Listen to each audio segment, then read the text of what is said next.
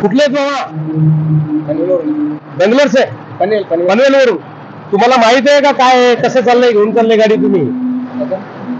हे जे आहे या ठिकाणी सामान हे टाकीवर ठेवायचं नाहीये आणि मागे पण ठेवायची नाहीये. जर एखादी गाडी समोरून आली आणि तुम्हाला जर आता ब्रेक मारायचा झाला तर हा पूर्ण हँडल कसा होणार तुमचा? त्याच्यामध्ये जाम होणार, त्यामुळे तुमचे ब्रेक लागणार नाही आणि पुढची गाडी पण तुम्हाला वाचू शकणार नाही. कारण ब्रेक न लागल्यामुळे तुम्ही स्वतः आदळणार त्या गाडीवर आणि आदळला की हे आपलं डोकं कुठल्या त्या समोरच्या गाडीच्या याला आघात होणार, तुमचा मेंदू मध्ये रक्तस्राव होणार आणि परिणामी मृत्यूमुखी पडणार.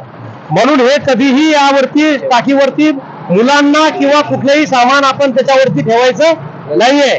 हा, तर सुरक्षित करण्यासाठी. हा, आणि या ठिकाणी कधी पण, कारण असे बरेचसे किस्से झालेले आहेत, हँडल मध्ये हे अटकलं असं की हा असा होणार नाही, तुला दिशा मिळणार नाहीये, बंद करा गाडी, कळालं?